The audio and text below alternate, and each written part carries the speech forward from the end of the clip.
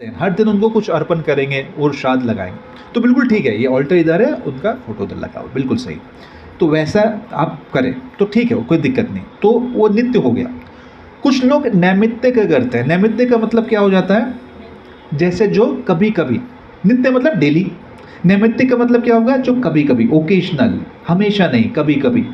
तो ये नैमित्तिक पितृ जो श्रद्धा का महत्व क्या है, क्यों, कैसे और कब करना चाहिए, तो खास करके जो अभी का समय चल रहा है, क्या कल आखिरी दिन है, इसको बोलते हैं सर्वपितृ अमावस्या, जो कल का दिन है। तो पितरों को जो ओकेजनल होता है, इसको बोलते हैं, जो आजकल अभी 16 दिन का रहता है। तो हमने अब चर्चा की थी 16 दिन का क्यों होता है, क्या बोले, उनका प्रसाद का टाइम। हाँ वो होता है, बट वो प्रसाद का टाइम यही क्यों होता है, बिल्कुल, वहाँ पे क्या हो जाता है, जो हमारा एक साल है, उनका एक रात एक दिन है। तो जैसे हमारे अभी 8 बजे हो गया डिनर टाइम, तो वो लोग सिर्फ एक बार लेते हैं। वो एक बार लेंगे, एक बार लेने के बाद बस एक ही बार लेंगे प्रसाद। तो एक बार जो प्रसाद लेने का जो टाइम होता है, ये 16 दिन होते हैं, जो उनके 2 घंटे के बराबर होता है। हमारा जो 16 दिन हो गया, वो उनके 2 घंटा हो गया। तो उसमें हम ये करते हैं, ये क्रिया हम उनको अर्पण करते हैं। और ये विधि के हिसाब से जो कि रूल और रेगुलेशन है, उसके हिसाब से क्या होता है कि हम जब इस समय करते हैं तो उनको उनकी पूर्ति होती है, क्योंकि क्या हो जाता है, पितृ कई बार हम पे निर्भर होते हैं। अब आप कह सकते हैं कि प्रभु जी, हो सकता है हमारे पितृ देवलोक में ना हो सकता है वो स्वर्गलोक में ना हो सकता है किसी निम्न योनि में हो, तो ये कैसे ट्रांसफर होगा, इसका भी विधि और विधान है। चाहे वो किसी भी योनि हो, छोटे से छोटे योनि में क्यों ना हो, ये ट्रांसफर हो जाता है। अब कैसे हो जाता है, क्या क्या चर्चा की थी हमने प्रभु जी, कैसे ट्रांसफर होता है, क्योंकि एक पितृदेव होते हैं, पितृदेव खास करके 2, एक होते हैं यमराज और एक थे सोमदेव। 2, सोमदेव मतलब कौन, चंद्रमा के जो देव हैं, सोमदेव। ये दोनों क्या होते हैं, सुपरिटेंडेंट की तरह देखते रहते हैं कि सब जगह हो रहा है, जहां आह्वान हो जाए वहां दूतों को भेज देते हैं। तो ये नहीं है कि आप मतलब हम अपनी तरह नहीं सोच सकते कि हमारे मुंबई में 500 पुलिस है तो 200 कोलाबा में, 200 मुंबई सेंट्रल में, 200 इधर, तो बाकी कैसे, नहीं, उनके पास अनगिनत हैं। हर किसी के, मतलब हर जहाँ भी जहाँ हो रहा है उनका समझ लिए ट्रांसफर हो रहा है। क्योंकि इस समय वो लोग, इलेक्शन के समय कैसे लोग एकदम विजिलेंट हो जाते हैं, पुलिस वाले विजिलेंट हो जाते हैं, वैसे इस समय जो पितृगण हैं वो पूरे, मैंने क्या बताया था, पितृदेव क्या है, सुपरिटेंडेंट है, वो देखते रहते हैं सब कुछ ठीक से हो रहा है, संचालन, यस। और पितृगण होते हैं, आपने सप्त ऋषियों के बारे में सुना है, तो सप्त ऋषियों के जो बेटे हैं वो हैं पितृगण। ये क्या करते हैं, ये ट्रांसफर करते हैं सब जगह, जो भी छोटा छोटा होता है, जो ऐसे आप पितृ देंगे, तो इनका काम होता है जहाँ भी ये ट्रांसफर होना है, एड्रेस पे पहुँच जाएगा, पोस्टल एड्रेस पे, स्विगी बाइक लेके स्ट्रिंग सीधे तो वैसे करके वो पहुंचा देते हैं। अभी खास करके क्या होता है कि जब ये करवाते हैं, जो हम कर रहे हैं अभी, ये कि ट्रांसफ़र कैसे हो सकता है, क्या पितृ जो दे रहे हैं, तो हम क्या देते हैं, क्या क्या देना होता है हमें, पिंड। तो पिंड क्या होता है, चावल का होता है, तिल का होता है, और खास में कुशाग्रास होती है, फिर जल देते हैं। तो हम तो ये दे रहे हैं, तो देवलोक में ये लोग खा लेते हैं क्या, कोई देव में की तो शरीर अलग होती है, हमारा शरीर अलग है, हमारा शरीर में पंचधातु का बना है, पर हमारे जो पंचधातु में पृथ्वी की तत्व ज़्यादा है, पृथ्वी का तत्व ज़्यादा है, उनके शरीर में पृथ्वी के तत्व नहीं, उनका शरीर में कुछ और तत्व ज़्यादा होती है। हो सकता है वायु की तत्व ज़्यादा हो, नहीं तो आकाश की तत्व ज़्यादा हो, तो ऐसे अलग तत्व हो, तो उनका शरीर ही अलग होता है। तो वो हम तो ये दे रहे, तो उनको कैसे मिल जाता है, अभी सवाल ये होता है। और कुछ ये भी होता है कि कुछ जो पितृ स्वर्ग में नहीं है, वो पितृगृह में, मतलब उन्होंने बहुत पुण्य किया है, पर इतना पुण्य नहीं किया, ऐसा भी होता है, इतना पुण्य नहीं किया कि वो स्वर्ग लोग नहीं जा सके, उनको पितृ जो लोक है वहाँ पे रहना पड़ा है। तो उनके लिए कैसा होता है, तो इसके बारे में हम थोड़ा चर्चा करते हैं। तो क्या होता है कि जो ये पितृ को हम अर्पण करते हैं, अभी अलग अलग योनि है, देखिए, नाग योनि छोटी योनि होती है, फिर क्या सी योनि होती है, राक्षस योनि होती है, उसमें भी हो सकता है क्या मालूम, या फिर जो भूत प्रेतों की योनि होती है उसमें भी जा सकते हैं, या फिर पिशाच की योनि जो होती है बहुत ही निम्न होती है, वो लोग खून पीते हैं, पिशाच की योनि, उसमें भी गए हों। और फिर पितरों की योनि होती है, जो पितृ, जो चंद्रमा का जो पिछले वाला भाग है उसको पितृ ग्रह बोलते हैं, वहाँ पे पितृ रहते हैं। तो वो बीच का हो गया, स्वर्ग भी नहीं है नीचे, ना ही भूतल है। तो वो मतलब अगर उतना पुण्य नहीं किया, बीच का पुण्य किया है, तो उनको वो मिल जाता है। और अगर देवलोक में है तो भी उनको वो अर्जित हो जाता है। कैसे होता है? ऐसा है कि जो पितृगण हैं वो ऐसे उनके अंदर इतनी शक्ति होती है कि अगर पितरों के योनि में है, अगर वो पिशाच की योनि में है, तो उनको खून के ट्रांसफर करके, मतलब उसी जो भी आपने अर्पण किया उसको खून में बदल के उनको अर्जित हो जाता है। अभी आप लोग सोचेंगे माय गॉड, खून, पर हम बताएंगे इसमें क्या फ़ायदा होता है, इसका हम बताते हैं आपको। फिर अगर दूर किसी भी योनि में, जैसे किसी का अगर नाक की योनि में है, तो जो भी उनका जो फूड होता है, जो भी उनका खाना होता है उसमें, या फिर अलग दूसरे भी किसी भी योनि में है, निम्न योनि में, जो भी उनका जो खाना है उसमें वो ट्रांसफ़र करके देव योनि में तो अमृत में बदल के उनको दे देते हैं, क्योंकि देव लोग अमृत पीते हैं तो उसको अमृत में बदल देते हैं। और अगर पितरों में है तो उनको जो भी उनके जो पदार्थ हैं उसमें बदल देते हैं। अगर मनुष्य योनि में है तो कोई अच्छे खाने के पदार्थ में उसको बदल के उनको मिल जाता है। ये हो गया। अभी ऐसा होने से फ़ायदा क्या है? खाना तो मिल सकता है दूसरे तरीके से भी, खास करके हमें इसमें हमारा योगदान क्या? दूसरे तरीके से भी उनको उसे खाना मिल सकता है, तो हमारा योगदान क्या है? पहला चीज़ तो ये है कि वो ऐसा विधि का विधान है कि वो इस समय हम पे निर्भर रहते हैं खास करके। दूसरा ये है कि जो हम अर्पण करते हैं फूड, इसलिए देखिए ये चीज़ बहुत आवश्यक है। आवश्यक ये चीज़ हो जाती है कि हम जो प्रसाद, मतलब जो भी हम दे रहे हैं उनको, वो प्रसाद ही होना चाहिए। क्योंकि प्रसाद लेने से क्या हो जाती है? देखिए दो चीज़ है, एक होती है पुण्य और एक होती है सुकृति। सुकृति का अर्थ समझते हैं आप? सुकृति का मतलब क्या होता है? सुकृति का मतलब है किसी को भक्ति का थोड़ा सा जो पुण्य आप सुकृति डायरेक्ट नहीं समझ सकते। सुकृति का मतलब है कि आप भगवान से किसी को जोड़ने का उसका जो पुण्य है वो दे रहे हैं उसको। एक है पुण्य मतलब अच्छे काम करो। अगर आपने कुछ दान दे दिया तो उसके बदले में आपको हो सकता है अगले जीवन में अच्छा घर मिले।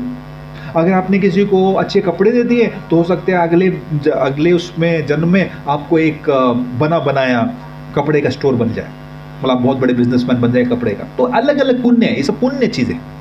पर पुण्य चीज़ क्या होती है? क्षीण हो जाती है कुछ समय में। आपको कुछ समय तक तो आपको बहुत ज़्यादा आपको एंजॉयमेंट मिलता है, बाद में क्या हो जाते हैं? क्षीण हो जाती हैं। ये होती है पुण्य। पुण्य ऐसा काम करता है। आपने देखा होगा कुछ लोग बहुत अमीर होते हैं, कुछ समय बाद फिर वो किसी कारण से, और कुछ लोग बहुत गरीब होते हैं और कुछ कारण से एकदम से ऊपर उठ जाते हैं। तो ये सब पुण्य और पाप का खेल है।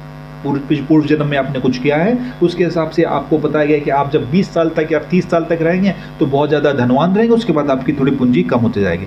और किसी में ऐसा होता है कि पहले 30 साल तक आप बहुत ज़्यादा कष्ट में रहेंगे और 30 साल के बाद आपकी पूंजी ऊपर उठ जाएगी। अलग अलग चीज़ें। किसी का होता है कि शुरुआत से लेकर तक बस सोना ही सोना, अलग अलग पूंजी, सबके अलग अलग पूंजी। तो जैसा आपने कर्म किया तो ये होती, इसको बोलते हैं हम पुण्य और कर्म जिसको बोलते हैं। कर्म क्या करता है? मैं कर्म अच्छे कर्म करेंगे तो पाप पुण्य का खेल है।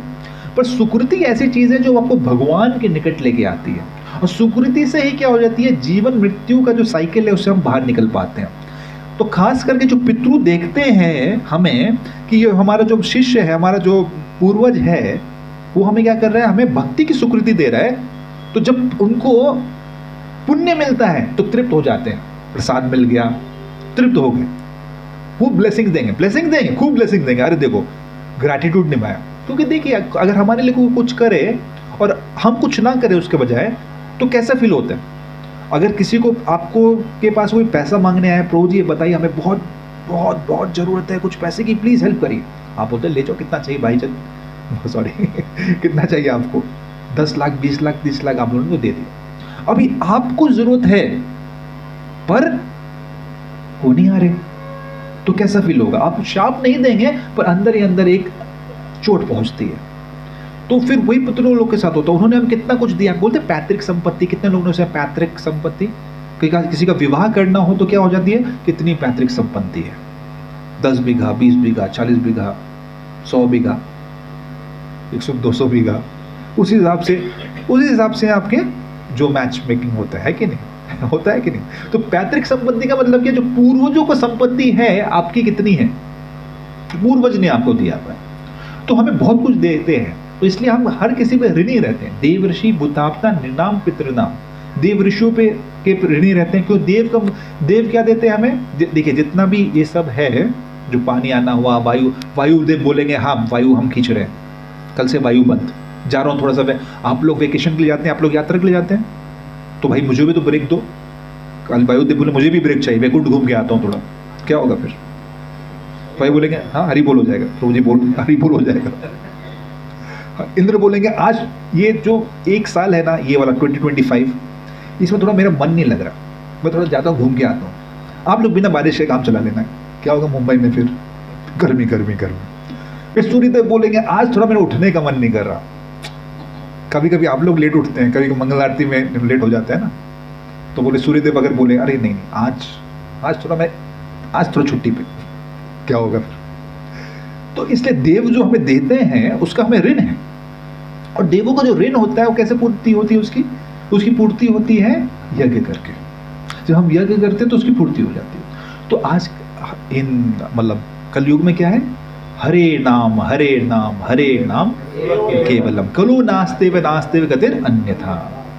हरे कृष्णा कृष्णा कृष्णा हरे हरे, हरे राम राम राम। तो कलयुग में आवश्यकता सिर्फ हरे नाम की है। हरि नाम कीर्तन करेंगे सब कुछ पूर्ति हो जाती है उसके। तो इसलिए कलयुग का जो यज्ञ है, जो कलयुग का जो हर युग धर्म होता है, कलयुग का युग धर्म क्या है? हरि नाम कीर्तन, हरि कीर्तन करके पूर्ति खत्म करें। तो ये देवों का ऋण हो गया। अभी 3-4 ऋण है जो महत्वपूर्ण है। तो एक देवों का ऋण पूरा होगा। ऋषियों का ऋण मतलब जो हमें ज्ञान प्रदान करते हैं, उनका भी ऋण होता है।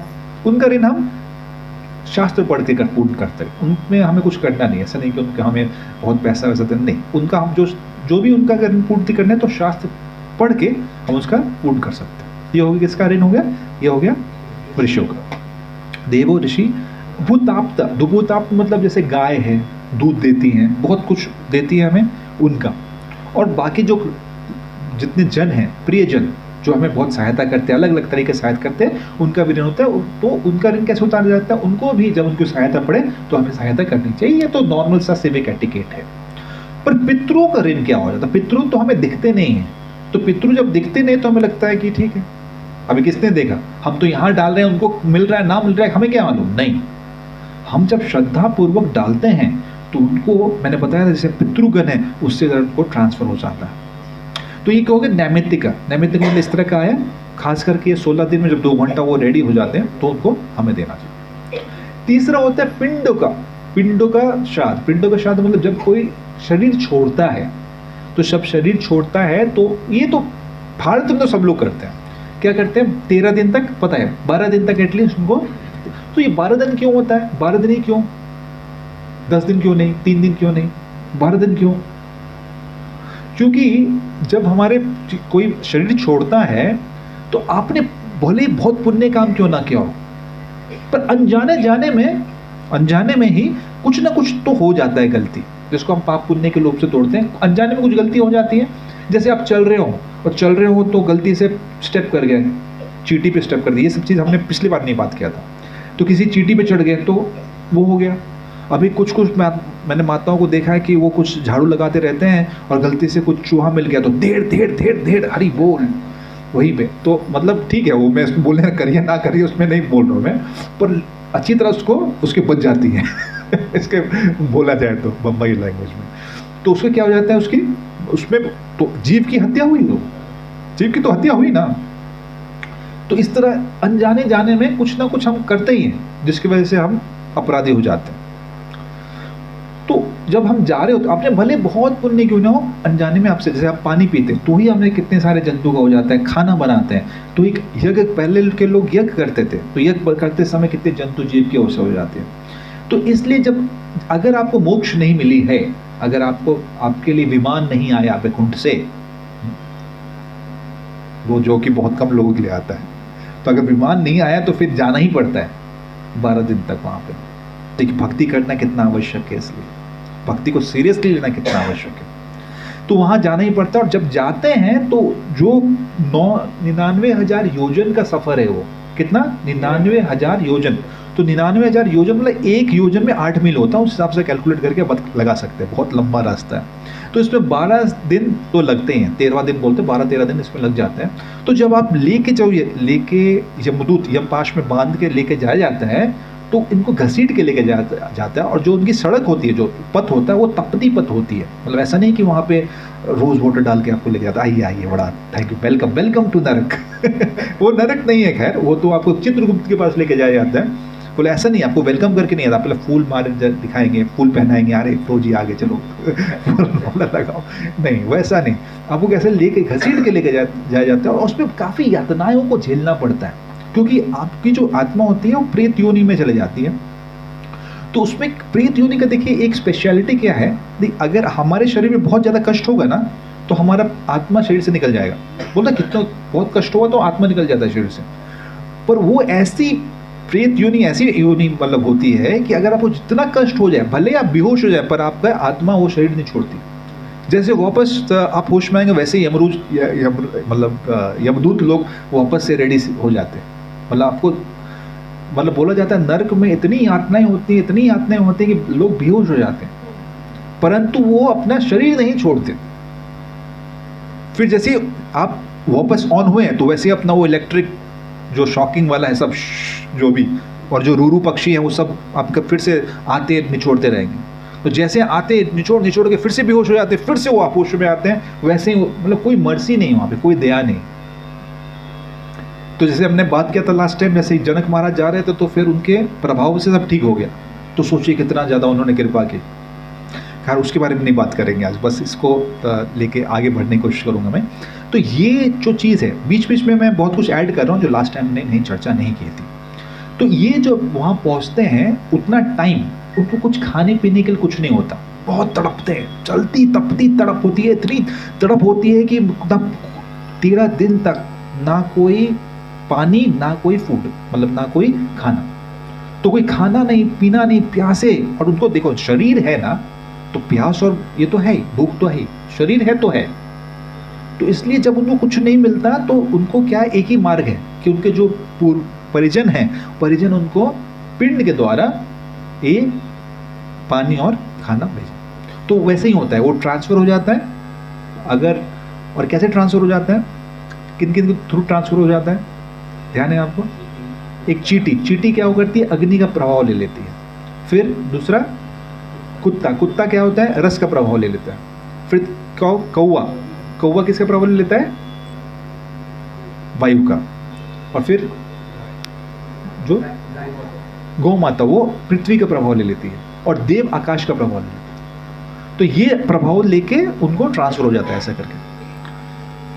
तो इसलिए बोला जाता है चींटी खाना चाहिए, कौवे खाना चाहिए, सब खाना चाहिए, ताकि ये जो पदार्थ हैं, ये पदार्थ उन पे पहुंचे। अभी क्योंकि हर योनि में अलग अलग पदार्थ होते हैं, ये पांचों मिलके जो भी योनि में हैं आपके उस जा रहे हैं, वो ये प्रभाव को बदल के उनको पहुंचा देते हैं। तो ऐसे ये इसका विज्ञान है, ऐसे करके वहाँ पे पहुँचते हैं। तो ये कौन सा श्राद्ध हो गया, ये पिंडों का श्राद्ध। गोष्ठी श्राद्ध है। गोष्ठी श्राद्ध भी देखिए बहुत इंपॉर्टेंट होता है। गोष्ठी श्राद्ध अगर जैसे किसी की वार्षिक है, वार्षिक मतलब पता है किसी वार्षिक मतलब ईयरली जब होता है ना, जैसे 3 दिन या 3 तारीख को कोई पूर्वज निकल जाते हैं, अपने प्राण त्याग देते हैं, तो उस दिन मिलके जितने परिवारजन हैं उनको मिलके गोष्ठी करनी चाहिए। उनकी गोष्ठी मतलब उन्होंने क्या अच्छे काम किए हैं, परिवार के लिए क्या अच्छा किया, उनके गुणों के बारे में। जैसे हम अपने आचार्य के आविर्भाव और तिरुभाव के दिन अपने आचार्यों के बारे में हम करते हैं, उसी तरह उनके बारे में भी थोड़ा सा 10 मिनट 15 मिनट लेके, कोई भोज करने की जरूरत नहीं, पर अगर हम करें तो खैर उस दिन वार्षिक के दिन तो भोज भी कर सकते हैं, पर ऐसे कभी कभी मिलके उनके लिए कर सकते हैं ऐसा, तो उससे भी उनको वृद्धि मिलती है और आशीर्वाद प्राप्त होता है पितरों का। तो ये गोष्ठी श्राद्ध हो गया।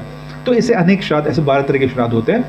तो ये तो अलग अलग श्राद्ध में महत्वपूर्ण जो है, जो भी महत्वपूर्ण है वो मैंने आपको बता दिया। और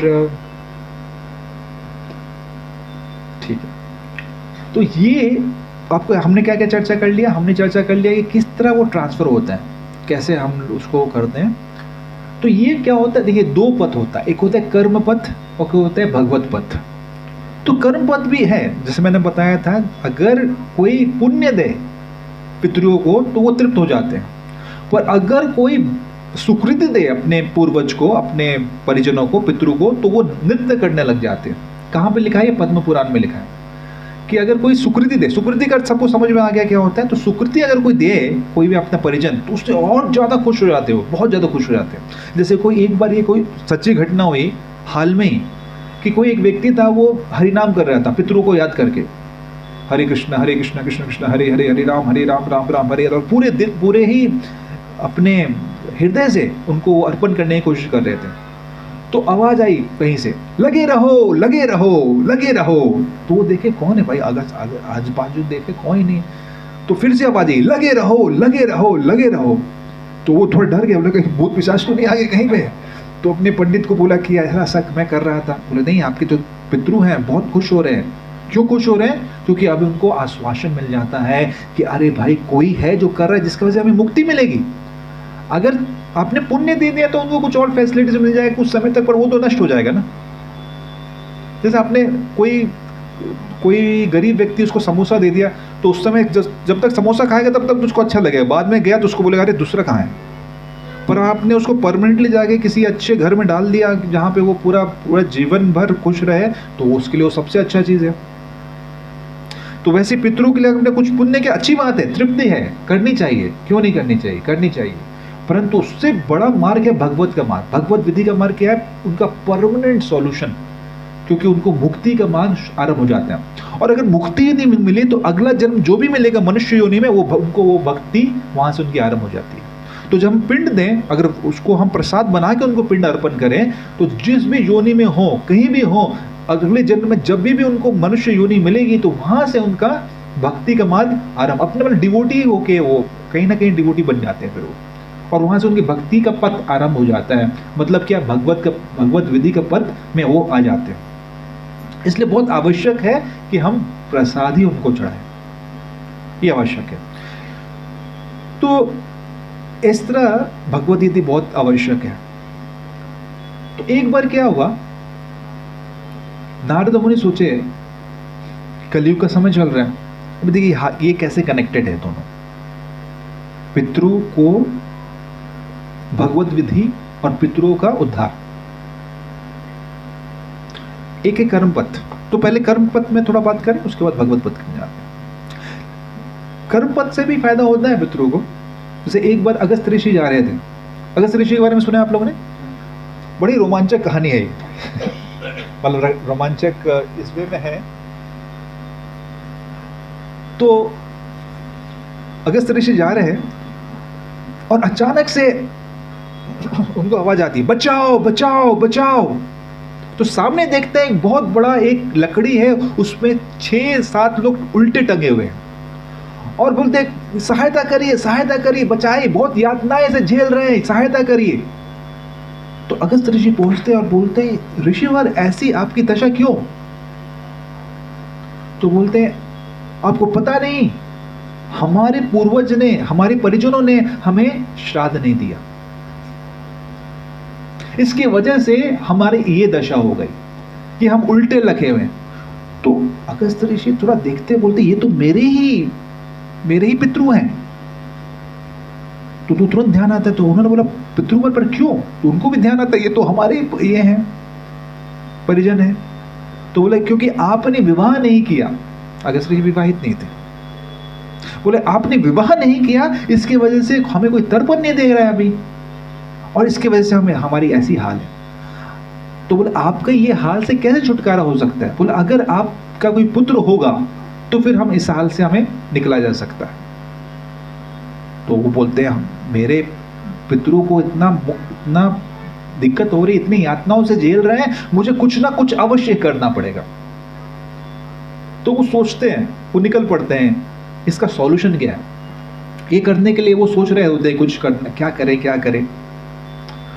तो वो सोचते हैं कि किस तरह मैं विवाह करूं, पर वो सोचते हैं ये मैं विवाह मुझसे कौन करेगा, क्योंकि ऋषि मुनि खास करके उनका जो उम्र होता है वो तो काफी बड़ा होता है। अगस्त ऋषि बहुत बूढ़े थे, बूढ़े मतलब काफी उम्र था उनका। तो वो सोचते हैं कि मुझे तो बहुत अच्छा एक पुत्र चाहिए, और ऐसा पुत्र चाहिए जो कि पूरे उसके अंदर पूरे गुण हो। पर ऐसा पुत्र कैसे मिलेगा? तो उसके लिए कोई स्त्री भी ऐसी चाहिए जो मुझे ऐसा कोई पुत्र दे। और वो सोच रहे थे कौन ऐसी स्त्री होगी जिससे मैं विवाह करूंगा और मुझे बहुत एक उच्च संतान की प्राप्ति हो पाएगी। वास्तविकता मैंने देखा कि संसार में ऐसी कोई है ही नहीं। नो मैच मेकिंग, शादी.com फेल, वो शादी.com पे कोई है ही नहीं। तो उन्होंने देखा कि क्या करें अब। तो उन्होंने फिर क्या किया, अपने ही शक्ति से एक ढांचा बनाया, हड्डियों से एक ढांचा बनाया, उसको एक रूप दिया और उसमें प्राण डाल के एक राजा की पत्नी में, यानी रानी की पत्नी में उनको प्रवेश करने का उनमें शक्ति होती है इतनी, उससे उनको प्रवेश करवा दिया। अब जब इनका जन्म हुआ उनका नाम रखा गया लोपमुद्रा। सुना है आपने लोपमुद्रा के बारे में कभी? तो इनका नाम था लोपमुद्रा। और उनके अंदर वो सिर्फ के पास सौंदर्य नहीं पर उनके बुद्धिमत्ता भी बहुत थी। इतनी बुद्धिमत्ता थी उनके अंदर और इतना सौंदर्य था कि कोई भी राजकुमार को पता चल गया, क्योंकि कुछ दिनों के बाद वो एक विवाहित स्थिति पे पहुंच गए और इधर अगस्त ऋषि को भी ज्ञात हो गया कि अभी वो विवाहित करने योग हो चुकी हैं। पर जितने भी राजकुमार को पता चला कि अभी राजा विवाह में अब रानी जो राजकुमारी है उनको दान देना चाहते हैं, उनका विवाह करना चाहते हैं, कोई भी राजकुमार, पूरे जितने देश के राजकुमार थे, कोई भी आसपास नहीं आया। अभी कारण ये था क्योंकि उनका सौंदर्य इतना और इतनी बुद्धिमत्ता कि कोई मैच ही नहीं था, तो कोई आया ही नहीं। अभी अगस्त ऋषि को यह ज्ञात हो चुका था कि लोपमुद्रा विवाहित योग हो चुकी है। तो उन्होंने सोचा चलो अब मैं जाता हूं और इनका हाथ विवाह में मांगता हूं। तो जैसे ही जब अगस्त ऋषि वहां पहुंचते हैं तो बहुत आदर सत्कार किया जाता है, क्योंकि बहुत बड़े ऋषि हैं, बहुत आदर सत्कार किया जाता है। पर जैसे ही राजा को पता चलता है कि जब वो अपना प्रस्ताव रखते हैं कि मुझे विवाह करना है और आपकी बेटी से करना है, तो बहुत चकित हो जाते हैं। बोले बाकी सब ठीक है, पर अगस्त ऋषि जो अभी उनको चाहिए था कोई हैंडसम ऐसा कोई राजकुमार, शिवालरस क्षत्रिय। अगस्त ऋषि पहले तो ब्राह्मण है, उससे उम्र उनकी इतनी है कि उनके दादा के दादा के दादा के जैसे उम्र हो गई।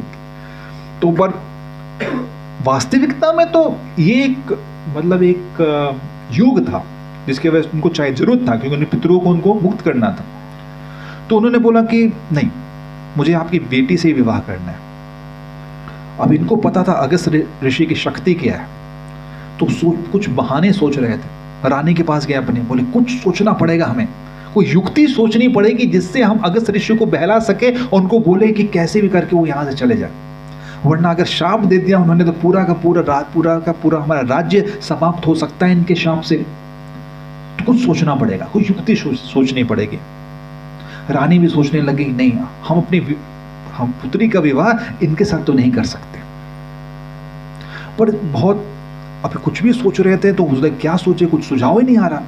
तब तक लोपमुद्रा खुद आती हैं और बोलते हैं माता पिता आप चिंता मत करें, राजा रानी आप चिंता मत करिए, आप निसंकोच मुझे इन पे को दे दीजिए, मैं इनसे विवाह करने के लिए तैयार हूं। तो बड़े आश्चर्यचकित हो जाते हैं, ये कैसे हो गया? बोले नहीं आप मुझे मेरा विवाह इनसे कर दीजिए। तो उनका विवाह हो जाता है। अब जब विवाह हो जाता है तो ये तो अपना अगस्त ऋषि थे तो बहुत ही ज़्यादा तपस्वी, तो ये भी तपस्या में लीन रहते हैं। तो लोपमुद्रा भी वैसी तपस्या उनके साथ करती थी। ये देख के बड़े प्रभावित हो गए कि लोपमुद्रा जो हमेशा राजमहल में रही थी, हमेशा ही जो जितने भी साधन उनके साथ रही थी, तो अभी इनके साथ कैसे इनके साथ डील किया जाए समझ में नहीं आ रहा था। पर ये तो जैसे अगस्त ऋषि तपस्वी थे वैसी तपस्या इनके साथ करती थी, तो सोचे कि कैसे करें अभी। तो एक दिन क्या हुआ, लोपमुद्रा स्नान करके बाहर निकली। तो जैसे वो स्नान करके बाहर निकलती हैं तभी तो लोपमुद्रा जैसे बाहर निकलती है वैसे अगस्त ऋषि की आंखें इन पे पड़ती हैं और तभी इनमें थोड़ी कामुकता आ जाती है।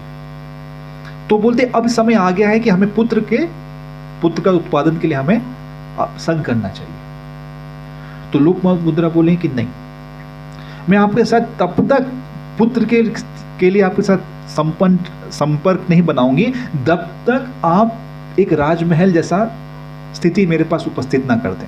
मतलब अच्छे बिस्तर होने चाहिए, साथ साथ में आप जब आए तो आपके पूरे शरीर में आभूषणों से लदे होने चाहिए, मेरे भी पूरे का पूरा शरीर आभूषणों से लदे होने चाहिए, और जो बिस्तर होना चाहिए वो बहुत ही राजकीय तरीके का होना चाहिए, एक राजमहल जैसा होना चाहिए। अगस्त ऋषि बोले मैं एक ऋषि हूँ, आपके पिता की तरह राजा नहीं हूं। वो बोले नहीं, मुझे पता है आप ये कर सकते हैं, आपके अंदर इतनी शक्ति है कि आप ये सब कर सकते हैं, पर अगर आप मेरे प्रस्ताव को ठुकराएंगे तो मुझे भी आपका प्रस्ताव स्वीकार नहीं। इसलिए हे ऋषिवर, मैं आपसे आग्रह कर रही हूं कि अगर आपको मुझे संपर्क करने, अगर पुत्र के लिए ऐसा संपर्क बनाना है तो आप इस स्थिति में मेरे सामने आए, अपना पूरा का पूरा शरीर आभूषणों से लदे होने चाहिए, तभी आप मेरे साथ संपर्क कर सकते हैं। तो अगस्त ऋषि सोचने लगे भाई क्या अभी तो कुछ करना पड़ेगा। तो इनके कॉन्टैक्ट्स बहुत थे, तो एक राजा के पास जाते हैं, अपने मित्र के पास जाते हैं जो एक राजा था। तो उनको बोले देखो ऐसा ऐसा स्थिति है, मुझे कुछ अभी लक्ष्मी चाहिए। तो राजा बोले देखिए अभी क्या है, अभी व्यवस्था ठीक नहीं है, क्योंकि जितना अभी इनकम हो रहा है उतना एक्सपेंडिचर है, तो अगर मैं दे दूंगा तो मेरे नगरवासी को दिक्कत होगी, पर मैं आपको दूसरा कॉन्टैक्ट देता हूँ। तो वो दूसरे कॉन्टैक्ट के पास गया, तो दूसरा राजा था। तो दूसरा राजा बोलता है कि जितना मेरा एक्सपेंडिचर है, जितना मेरा इनकम उससे ज़्यादा एक्सपेंडिचर है, पर मैं आपको दे सकता हूँ आप बोलो तो, पर मेरे नगरवासी का प्रॉब्लम होगा। तो बोला ठीक है भाई, आपसे क्यों लेना। तीसरे के पास गया, तीसरा भी बोलता मेरा भी स्थिति ऐसे ही है, जितना एक्सपेंडिचर है जितना इनकम है उतना एक्सपेंडिचर है, पर एक तरीका है मेरे पास। दक्षिण भारत में दो भाई हैं, उनका नाम है इलवल, दूसरे का नाम है बिलवल। क्या नाम? एक का नाम इलवल, दूसरे का नाम बिलवल।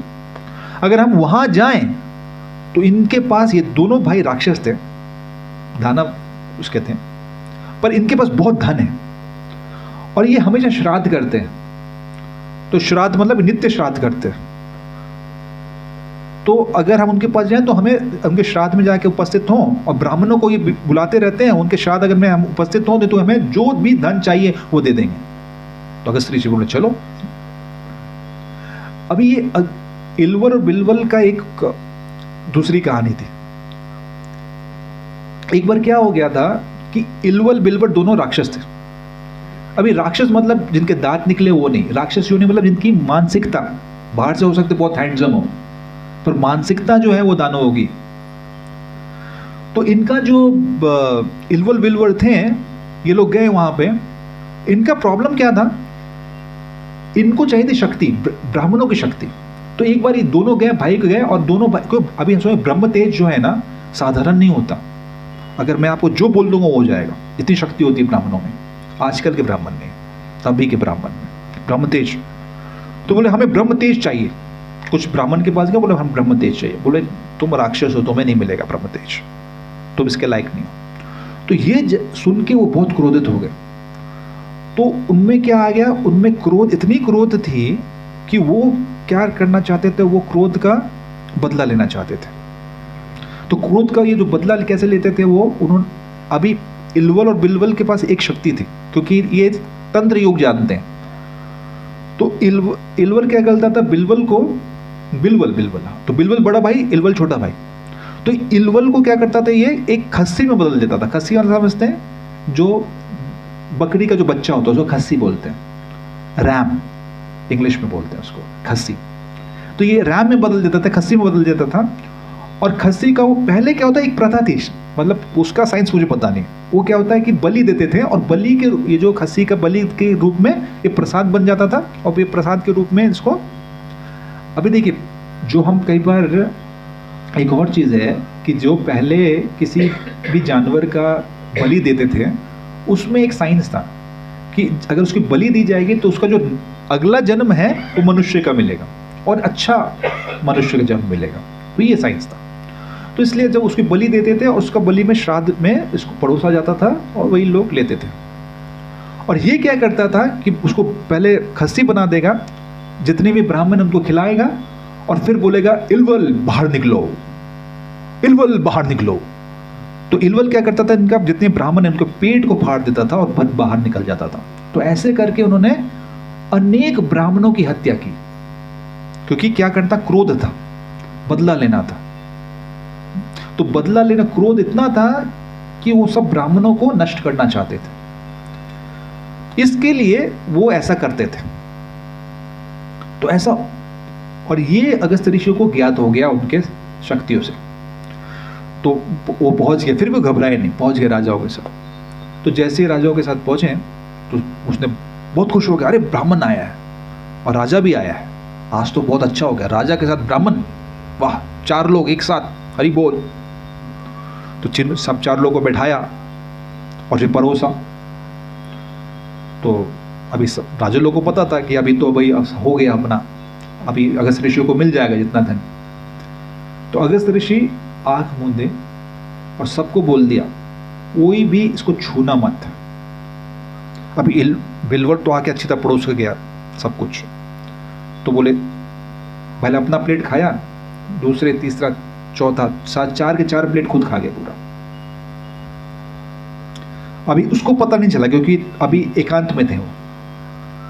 और फिर इलवल खुशी से आया और फिर चारों तरफ हंसता होते, जैसे राक्षस हा हा करके हंसते, हंसा तो सबकी तरफ। और फिर बोला, इलवल बाहर आओ, इलवल बाहर आओ, इलवल बाहर आओ। अभी इलवल बाहर ही नहीं आ रहा, अंदर का अंदर ही रह गया। तो अंदर रह गया तो वो फिर अगस्त्य ऋषि बोले, जीर्णो भवा, डाइजेस्टेड। तो फिर वो पूरा शॉक हो गया, चकित, आश्चर्यचकित, असमंजस में पूर्ण तरीके से, ये कौन है? तो अभी समझ गया कि वो ये जो अगस्त्य ऋषि है बहुत शक्तिशाली ऋषि है। तो उसने बोला, ठीक है, आप किसके लिए आए ये भी मैं समझ गया, आप दक्षिणा के लिए आए, पर जो मेरे मन में चल रहा है मैं आपको क्या क्या देना चाहता हूं, अगर आपने वो माप लिया तो हमें जो भी मेरे मन में चल रहा है मैं आपको दे दूंगा। तो उन्होंने बोला, आप इतने घोड़े देने का सोच रहे हैं, इतने स्वर्ण मुद्रा देने का सोच रहे हैं, इतने हाथी देने का सोच रहे हैं, जो भी उनके मन में चल रहा था सब बोल दिया। तो वो पूर्ण तरीके से आश्चर्यित हो गया क्योंकि गिनती बिल्कुल वैसी थी। बोले, ठीक है ऋषिवर, आप लेके चले जाइए। तो इतना पूरा धन लेके वहां पहुंचे और जो भी फिर मुद्रा की इच्छा थी वैसे ही उन्होंने क्या, उससे उनको एक पुत्र हुआ और फिर उनके पितरों की मुक्ति हो गई। तो ये मार्ग जो क्या था, मतलब एक तो मैंने ये एक कथा के रूप में हमको बताया कि ये जो है ये कर्म का मार्ग है कि आप पुत्र हैं तो उनको कुछ, और पुत्र ही करता है जनरली, क्योंकि कर्म विधि के अनुसार, क्या कर्म विधि के अनुसार पुत्र करता है। पुत्र का मतलब ये होता है जो आपको नरक से बचाए, पुत्र। तो ये कर्म का पथ है, इसमें होता है। पर भगवत विधि कोई भी कर सकता है, भगवत विधि में कोई भी कर सकता है। क्यों? क्योंकि उसमें क्या है, हरिनाम का मंत्र का जो महिमा है, जो उनका जो शक्ति है, जो उनको सुकृति प्राप्त होती है, वो ट्रांसफर आराम से कर सकता है, कोई भी कर सकता है, महिला हो पुरुष हो, कोई भी उसको स्मरण करके हम वो पुत्र को हम दे सकते हैं। भागवत का जो ज्ञान है, भागवतम का ज्ञान, जो भागवतम का हम श्रवण करते हैं, जो श्रवण करके हम उनको वापस ट्रांसफर कर सकते हैं। तो ये सब हम आराम से उन पर ट्रांसफर कर सकते हैं। तो क्या हुआ, एक बार नारद मुनि भ्रमण कर रहे थे, तो भ्रमण करते करते वो पहुंचे वृंदावन में। तो जैसे वो वृंदावन पहुंचते हैं, वहां पे वो भक्ति देवी से उनकी, वो देखते हैं भक्ति देवी है, पर भक्ति देवी के बगल में उनके पुत्र होते हैं ज्ञान और वैराग्य। तो देखते हैं भक्ति जी देवी तो है, वो बहुत सुंदर है, पिछली बार हमने डिस्कस किया था, ये नहीं किया था ना। तो बोले भक्ति देवी हैं, वो तो बहुत अच्छी दिख रही हैं, एकदम जवान दिख रही हैं, यौवन है, यौवन अवस्था में है, पर उनके जो पुत्र हैं ज्ञान और वैराग्य, वो बूढ़े हो चुके हैं, इतने बूढ़े हो चुके हैं कि उनकी आंखें भी नहीं खुल रही। नारद मुनि सोचते हैं, अरे ये कैसे? क्योंकि नारद ने बाकी जितने भी जगह भ्रमण कर रहे थे वहां देखे कोई भक्ति नहीं कर रहा और ना ही कोई ज्ञान वैराग्य का पालन कर रहे हैं। पर जब वृंदावन पहुंचते हैं तो वो खुश हो जाते हैं, देखिए भक्ति देवी तो अच्छी दिख रही है, यौवन में दिख रही है, मतलब यहाँ पे सब भक्ति हो रही है। परंतु देखिए आजकल क्या है, तीर्थ स्थानों पे लोग भक्ति करते हैं। अब ये लाखों मनुष्य नाम शर्षु कश्चित् सिद्धे, लाखों में कोई एक है जिनके घर में ऐसा ऑल्टर होगा, मतलब अच्छी तरह पूजा पाठ कर रहे हैं, पर कलयुग में जनरली कोई करता नहीं। तो इसलिए भक्ति देवी उतनी खुश नहीं रहती है कलयुग के समय। पर हाँ, तीर्थों में तो सभी करते हैं। तो भक्ति देवी को जो तीर्थ में देखते हैं, वृंदावन, अब देखें वृंदावन गए, वृंदावन में कैसे एकदम पूरा भक्ति एकदम उजागर, बहुत एनर्जी होता है वहां पे। तो भक्ति देवी तो खुश रहती है, परंतु ज्ञान वैराग्य दुखी थे। तो जब ज्ञान वैराग्य दुखी देख के नारद मुनि थोड़े संकोच में पड़ जाते हैं, बोले भक्ति देवी तो यौवन में है, माँ यौवन दिख रही है पर पुत्र बूढ़े हो गए, ये कैसा असमंजस है। तो वो प्रश्न पूछते हैं भक्ति देवी से, भक्ति देवी ऐसा कैसे। भक्ति देवी बोली, मैं आपको एक चीज बताना चाहती हूँ नारद मुनि, मेरा जन्म हुआ दक्षिण भारत में। दक्षिण भारत में मैं बहुत खुश थी और साथ में मेरे वहां पुत्र भी हुए ज्ञान वैराग्य, बहुत खुश थी। पर जैसे ही मैं पश्चिम भारत की तरफ पहुंची, मैं भी भ्रमण करने निकली। नारद मुनि भी भ्रमण करते हैं, वो तो भक्ति वाले हैं पूरे, वो शुद्ध भक्त हैं। महाराज नारद मुनि बजाय वीणा, राधिका रमन नाम है पूरा, राधिका नाम हमेशा भगवान का नाम लेके जपते रहते हैं। तो जैसे ही वो वहां पे गए और जब उनको पता चला कौन आए, नारद मुनि को जब ये पता चलता है कि ज्ञान वैराग्य भी बहुत दुखी हो गए, मतलब ज्ञान वैराग्य बूढ़े हो गए, तो उनको समझ में नहीं आया कि आखिर क्या करे अभी। और भक्ति देवी बताने लग गई, क्योंकि मेरा कहाँ पे हुआ उनका जन्म, दक्षिण भारत। दक्षिण भारत जैसे पश्चिम भारत पहुंचती हैं, वहां पे वो क्या देखते हैं, वहां पे देखते हैं कि जो वहां पे कोई भक्ति नहीं कर रहा। पश्चिम भारत, मुंबई, पैसा पैसा, सब पैसा पैसा, मनी मनी मनी मनी, बोले यहाँ सब पैसे में लगे हुए थे। ऐसे मैं नहीं बोल रहा, पद्म पुराण में ये स्पष्ट है पद्म पुराण में स्पष्ट है ये कि जैसे वो पश्चिम समय पहुंचती हैं, वहां पे सब पैसा पैसा पैसा पैसा, तो वहां पे कोई भक्ति नहीं कर रहा। तो इसलिए भक्ति देवी बहुत निराश हो जाती है पूरे। पर जैसे मैं उत्तर भारत की जा रही थी, वहां भी यही हाल था। इसके कारण मैं और मेरे पुत्र ज्ञान वैराग्य दोनों के दोनों बूढ़े हो गए। अगर कोई किसी को खाना नहीं दे रहा है, किसी को अगर कोई किसी को उत्साहित नहीं कर रहा है, तो धीरे धीरे बूढ़े हो जाते हैं लोग। तो वैसी भक्ति देवी बोल रही, मैं दोनों के दोनों बूढ़े हो गए। देखिए खास कलयुग में, कलयुग का कैसे क्या लक्षण है, मंद सुमंद मत्यो मंद भाग्योपादिता प्राण अल्पा या शव्या कला इसमें युगे जना मंद सुमंद मत्यो मंद भाग्योपादिता। क्या सबसे पहले क्या होती है, प्राण अल्पा। प्राण क्या, अल्प जो होगी आपकी प्राण, आपकी जो आयु होगी वो कम होगी, आयु कम है। प्राण अल्पा या शव्य कल युष्मिन युगे जना, पहले बात तो भाग्य भी कम होगा। मंद सुमंद मतलब एक तो भाग्य कम होगा। भाग्य देखिए आपने कुछ होते रहता है, हमेशा कुछ ना कुछ होते रहता है। कभी किसी को बीमारी हो गई, कभी किसी का कुछ हो गया, अच्छा कुछ अच्छा चीज चल भी रहा है तो बिगड़ जाता है। मंद सुमंद मतियो मंद भाग्य उपादिता, मतलब लोग इतने गलत गलत काम करेंगे कि आप सोच भी नहीं सकते। जैसे कुछ समय पहले ही एक पिछले साल की बात ही है कि एक पत्नी ने अपने पति की हत्या बहुत मार्मिक तरीके से हत्या की,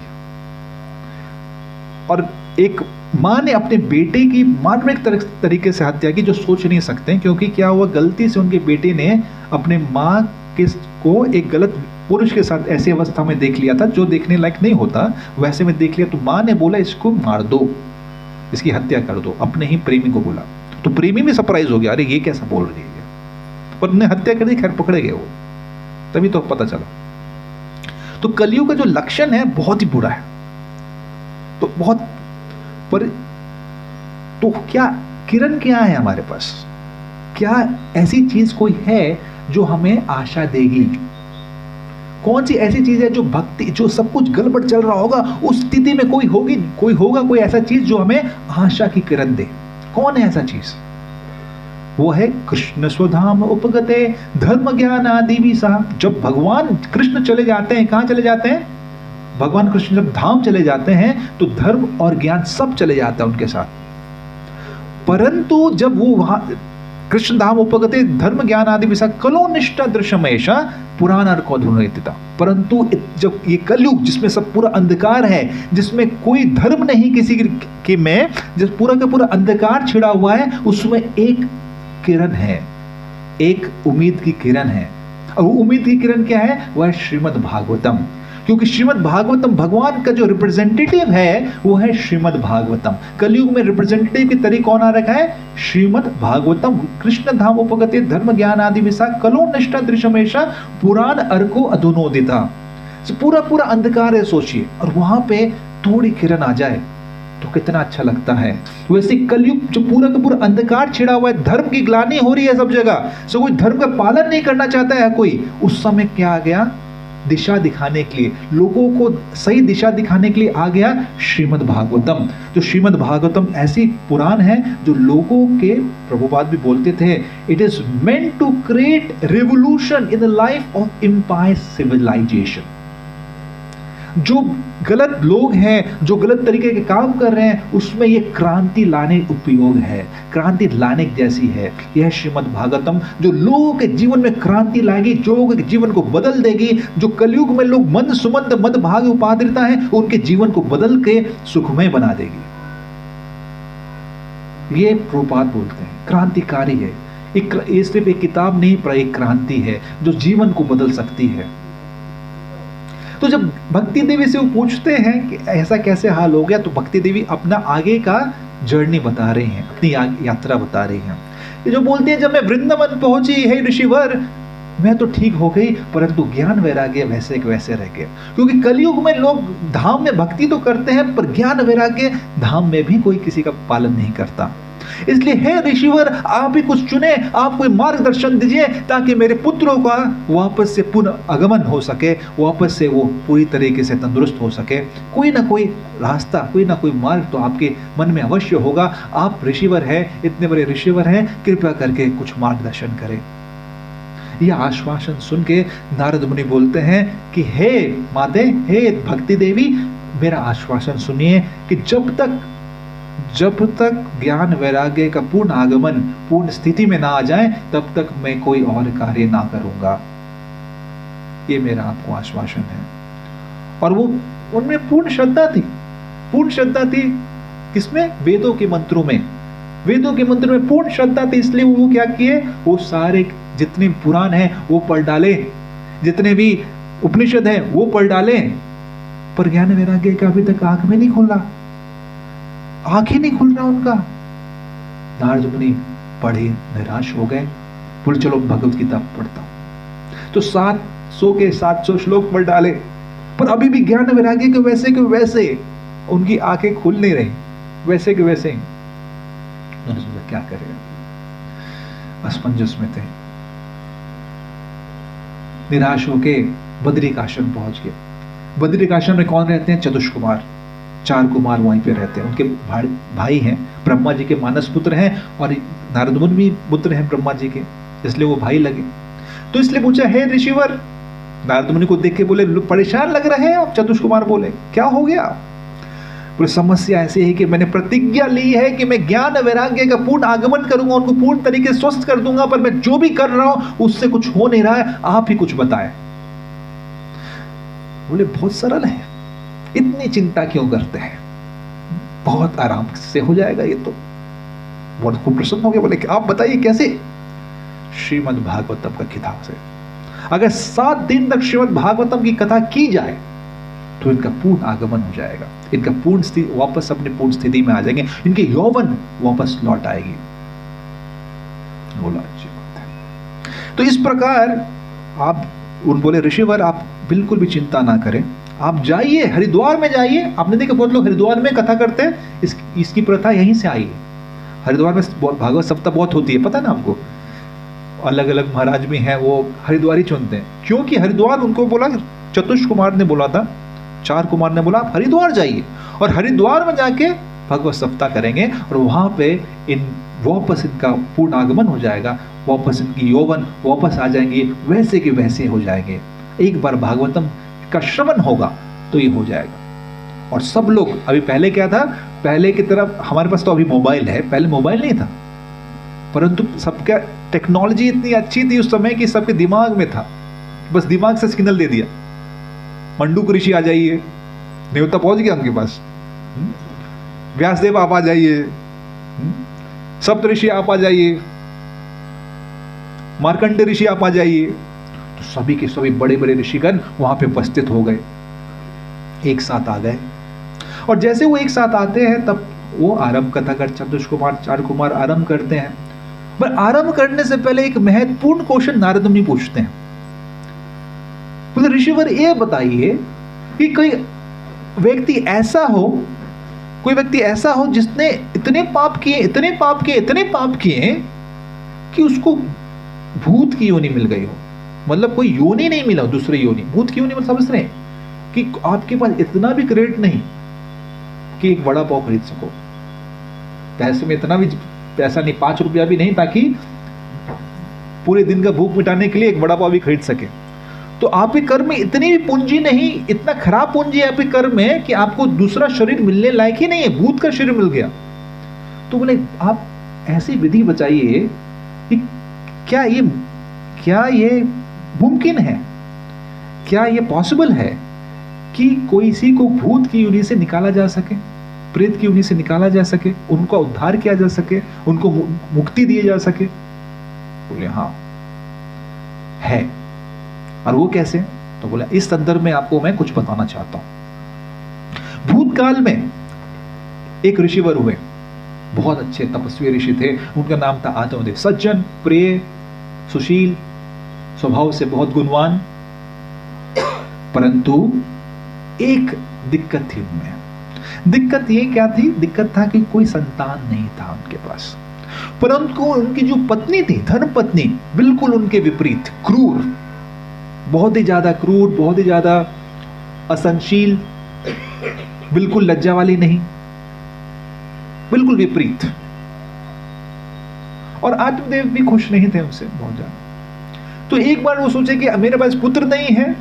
चाणक्य पंडित भी बोलते हैं अगर आपके पास कोई अच्छा पुत्र नहीं, घर में आपकी जो पत्नी है वो बहुत कटु शब्द बोलती है, मतलब ऐसा जनरली होता नहीं है, उल्टा ही होता है, पर अगर आपकी कोई पत्नी है कोई बहुत कटु शब्द बोलती है तो आपको, और आपके जो नौकर हैं वो भी ठीक से व्यवहार नहीं करते तो आपको घर छोड़ देना चाहिए। फिर वैसे घर में रहने का फायदा नहीं, सिर्फ दुख ही दुख मिलेगा आपको। एक नीति का संदेश है।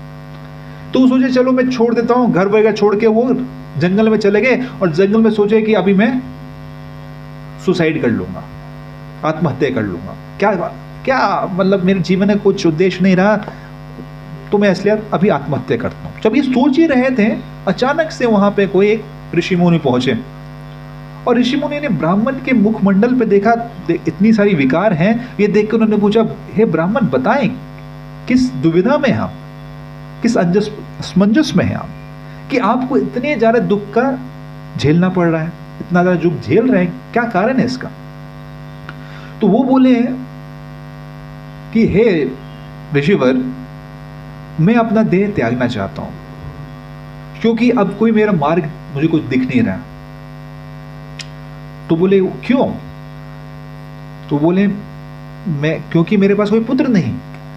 तो ऋषिवर बोले मैं आपके मुखमंडल पे देख रहा हूं और आपके मुखमंडल के लकीरों से साफ साफ पता चल रहा है कि पुत्र इस जन्म में तो क्या, आगे के 7 जन्म में भी आपको कोई पुत्र नहीं मिलेगा।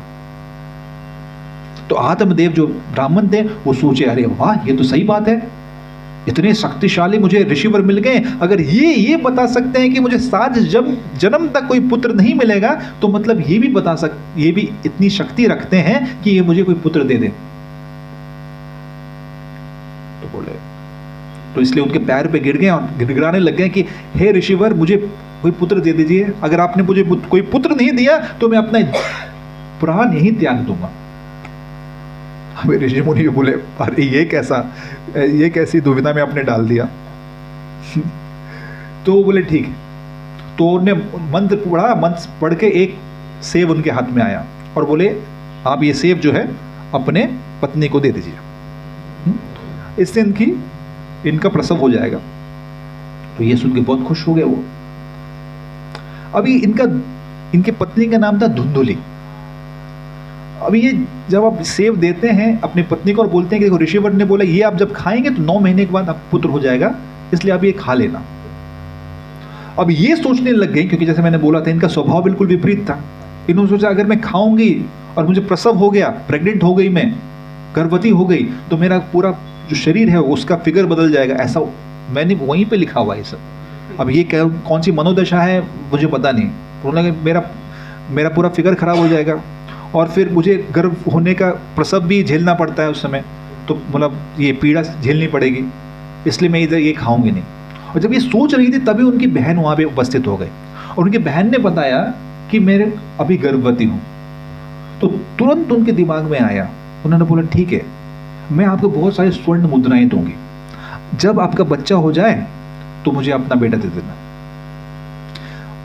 तो उनकी बहन ने बोला देखो ये आसान नहीं होगा, इस समय तुम्हें अपने पति से दूर रहना है, और हर जैसे महीना बीतते जाएगा अपना पेट का तुम कपड़ा बढ़ाते रहना, ताकि लगे कि तुम्हें प्रसव हो रखा है, बच्चा प्रेग्नेंट हो, गर्भवती हो, पर बिल्कुल भी पति के संपर्क में मत जाना, और जैसे ही मेरा पुत्र होगा मैं आपको दे दूंगी और हम एकांत में ही रहेंगे, उसके बदले में मुझे स्वर्ण मुद्रा चाहिए, इतने स्वर्ण मुद्रा चाहिए। और उन्होंने बोला ठीक है, बिल्कुल सही।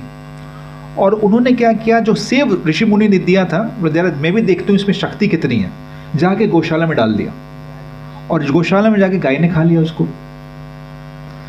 अभी 9 महीने बाद वैसे ही हुआ। कुछ समय के बाद इनको पुत्र हुआ, अरे धुंधुली का पुत्र हुआ। अभी उनको पता नहीं, आत्मदेव को तो पता नहीं चल पाया इस बारे में कि वो धुंधुली का पुत्र नहीं, उनकी बहन का पुत्र है, स्वीकार कर लिया उन्होंने। पर साथ साथ में गौशाला में गाय ने भी एक पुत्र को जन्म दिया, बिल्कुल एक मनुष्य की तरह, मनुष्य की तरह, सब कुछ मनुष्य की तरह था, बस कान जो थी वो गाय की तरह थी, इसलिए उनका नाम रखा गया गौकर्ण, और इसका नाम रखा गया धुंधुकारी। अभी हुआ ऐसा कि दोनों के दोनों बिल्कुल विपरीत स्वभाव में, धुंधुकारी आज्ञाशील, आदर प्रिय, सब कुछ अच्छी तरह से करने वाला, और ये धुंधुकारी बिल्कुल उनके विपरीत, सब कुछ अनुशासित, जो भी अनुशासन के बिना रहने वाला, बिल्कुल भी किसी की बात नहीं मानने वाला, जैसे एक बिगड़ा बच्चा होता है वैसा। तो आत्मदेव को बहुत ज़्यादा ग्लानि होने लग गई, तो देखो मेरा पुत्र इतना बूढ़ा है, फिर भी से उन्होंने सोचा कि अब मैं संन्यास ले लूँगा, क्योंकि वो हर तरीके गलत काम करता था, डकैती, चोरी, सब उसने तभी से शुरू कर दिया था, शराब खेलना, जुआ खेलना।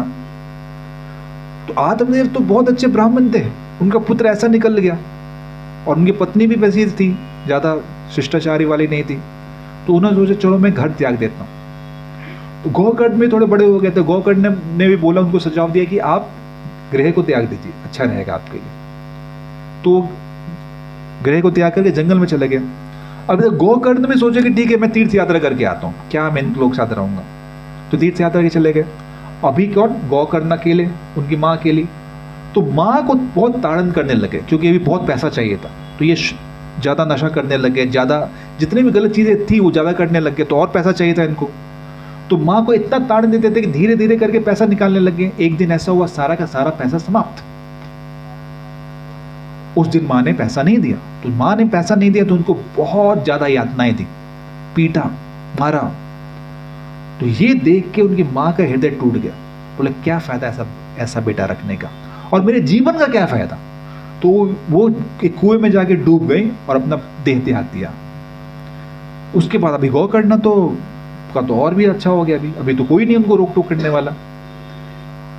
इस समय जब ये सब कुछ चल रहा था तो श्राद्ध वगैरह तो छोड़िए, उसने इस समय 5 वैश्याओं को अपने घर में रख लिया, और ये 5 वैश्याओं को घर में रख के अभी उनका लालन पालन भी करना है, तो और ज़्यादा चोरी डकैती करना पड़ेगा। तो इसलिए इसने क्या किया, ये गए राजकोष में, और राजकोष में जाके इन्होंने बहुत सारा धन अपहरण किया, बहुत सारे धन को लूट लिया, और लूट के लेके यहाँ पे आ गए घर पे। अभी इनके पत्नियों, मतलब पत्नी नहीं, उन वैश्यों को पता चला है कि इन्होंने राजकोष में लूटपाट की है। तो इनको समझ में आ गई, राजकोष में अगर लूटपाट हुई, आज नहीं तो कल राजा के सैनिक पकड़ ही लेंगे, और जब इनको पकड़ेंगे तो हमें भी पकड़ेंगे, कुछ सुझाव ढूंढना चाहिए।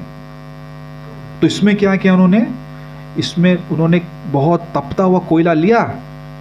पहले तो गला घोटने की कोशिश की कुछ वैश्याओं ने, पर जब गला घोटने की कोशिश की तो गला इतना तगड़ा था कि दब ही नहीं रहा था।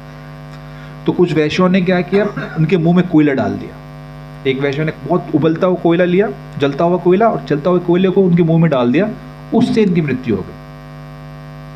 और बाकी ये वेश्या थी, उन्होंने बोल दिया आसपास के पड़ोस लोगों को कि अभी जो है गोकर्ण बाहर गए हुए हैं, भ्रमण करने गए हुए हैं, बहुत सारा पैसा चाहिए इसलिए बाहर गए, 1 साल के बाद आएंगे। और इसकी भी जो भी धन संपत्ति घर में पड़ी थी उसको सब लेके निकल पड़े, घर में कहीं दफना दिया, जो भी किया उन्होंने, और सब पैसा और धन जो भी था ये 5 वेश्याएं सब आपस में बांट के चले गए वहां से। अभी कुछ समय के बाद ऐसा हुआ, घूमते ढूंढते